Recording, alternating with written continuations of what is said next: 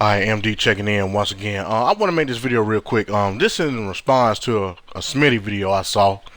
Plus, you know what I'm saying, we had a little convo on Twitter talking about the video. Real quick, the name of my dude here is B Baller.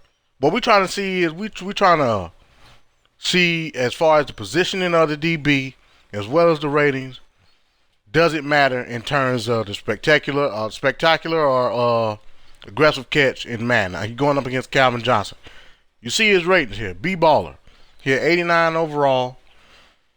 Speed 90. I did that because I wanted him obviously to keep up with Calvin. I didn't want him to get burnt. There's no point in the video then. You know what I'm saying? He's not real strong. He only 65 strength. So we'll see if that plays a factor in anything. You know what I'm saying? But I called him B Baller because obviously I try to give him traits of a basketball player. You know what I'm saying? A tall one. You see his height. He's 6'5", 210.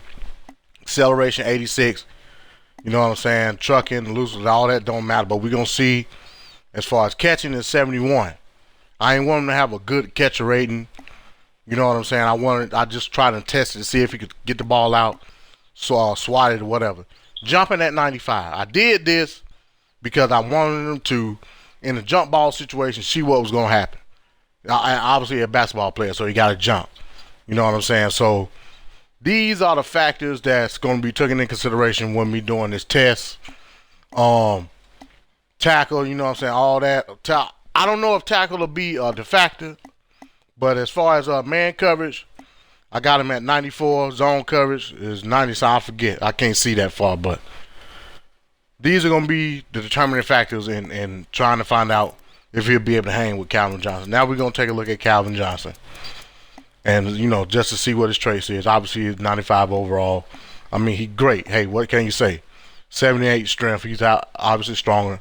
Only 89 speed. So, the speed thing is canceled out in terms of if Calvin Johnson going to beat him or not. You know what I'm saying?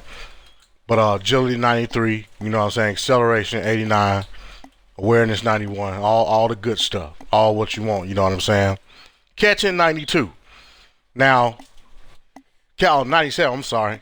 Now, we're going to see if this holds any weight in terms of the aggressive catch versus playing the ball in the air with the DB. You know what I'm saying? With the determining factors of the DB's height, his jumping rating, we're going to see if all that matters on this test. Now, I wanted to do this because, like I said, there's been a lot of people talking about is the aggressive catch overpowered, you know what I'm saying, which I believe it is. But we're going to start it up right here. All right, this is the first one. I got a set of 4 here. So this is going to be the first one. They're going to be baller. You see him, you know what I'm saying, pretty tall. Like you say, he's 6'5", going up against Calvin Johnson. So it shouldn't be a problem in the jump ball situation. Now I'm going to check this play out right here. You see he hanging. He's looking at Calvin Johnson at that time. Ball's in the air. So we see it. Boom. Right here. At this point. This is what I wanted to point out. Synchronized animation, or is it just one animation overall? You know what I'm saying? This is what we're trying to find out here. I stopped it here because I wanted you to see how everything sync up and how he's going to shift over to try to create some type of animation. I don't know if it's based off of rating. You know what I'm saying? It's based off of just it being Calvin Johnson, but I don't know. But watch it right here. You see, Calvin Johnson came down. It was a good play. You know what I'm saying? He looked at Calvin Johnson basically the whole time when Calvin Johnson was catching. He didn't try to play the ball at all. But watch it here. He shifts. He shifts over slightly to the left for whatever reason. I don't know. Maybe if he would have played, I didn't do this. This was CPU. So maybe if he would have played the ball, that shift wouldn't have happened.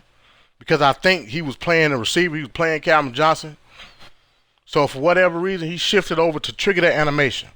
Now, is this based off of Calvin Johnson being having a better catch rating?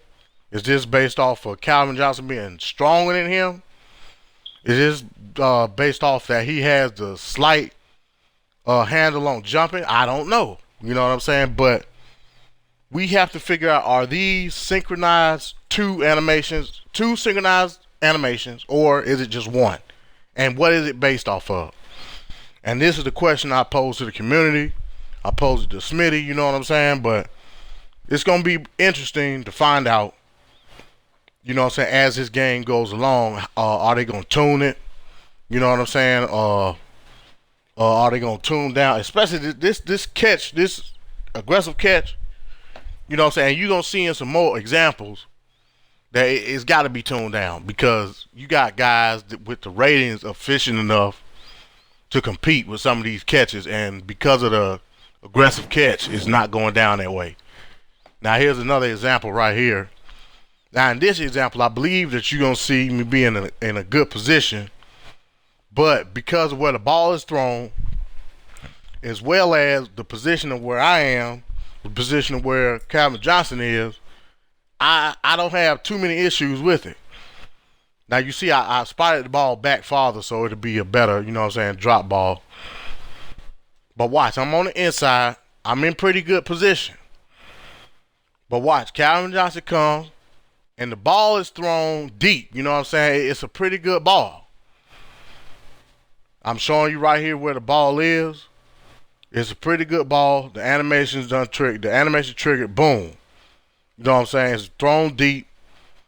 I jump early. You know what I'm saying? Calvin Johnson comes down with it. I had no chance to affect that ball any type way. So, you know what I'm saying? In terms of that, I can respect that animation. You know what I'm saying? Even, yeah, it's a one-handed catch. We all know what's up with that. But in terms of the outcome, where I was at versus where Calvin was, where the ball was thrown, all those factors, I can respect this play, because it wasn't a way that I was going to catch that ball, or, you know what I'm saying, have an effect on the ball because of how early I jumped. Now, with that being said, all you do is hold the Y button or the triangle button if you're on PS4 to trigger you playing the ball. Now, I don't know what rating would differentiate you jumping early, jumping late. You know what I'm saying? I don't know. That's another factor being put into play, because obviously I jumped early. If I would have maybe played the receiver, maybe it would have been a better outcome, because the ball was thrown so deep that the position that I was in, me being on the inside, I wasn't going to have a chance to get that. I was close. But because Calvin Johnson extended out deep enough where he could catch it one-handed, you know what I'm saying? It is what it is on that play. I mean, I can't trip. You know what I'm saying? No morphing. It wasn't any shifting whatsoever on that play. So I can't trip out on it. All right, the next one. Now, these two, the DB's going to be successful in defending the pass. Now, right here, he's going to get a pick. We're going to see B balling and where he is on the field versus Calvin Johnson. And we're going to look at the outcome in terms of the ratings, what ratings played out, was position a factor. Now, once again, deep ball to Calvin Johnson. I'm on the inside, so I'm in good position. I'm right there. Now, boom. It's kind of the same situation as it was in the last play. For whatever reason, I went past Calvin Johnson when the animation started. Now, was that, it looked seamless. I didn't see too much shifting. You know what I'm saying? But why was he able to, you know what I'm saying, get in that position in terms of the last play where I was in pretty much the same position, and basically he used his body to stop Calvin Johnson from, you know what I'm saying, having an attempt to have a play on this ball. And I catch it one-handed.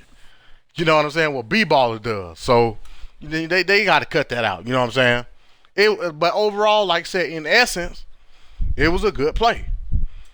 But what we're trying to figure out here is it two synchronized animations or is it just one? And what factors come into play when this animation is triggered? What's going to be the deciding factor, or is it several deciding factors in the one animation? You know what I'm saying? This is the things that people have been trying to figure out as this game progresses, as people more and more play this game. Now, once again, the position was great, such as the last clip. You know what I'm saying? I was going to be the only person to get that ball. Calvin Johnson didn't have a chance because I was on the inside. You know what I'm saying? Where the ball was thrown, he didn't have a shot. You know what I'm saying? Because I was playing the ball, can't call pass interference. You know what I'm saying? Because I obviously got him bodied out. I got him boxed out. He can't do nothing.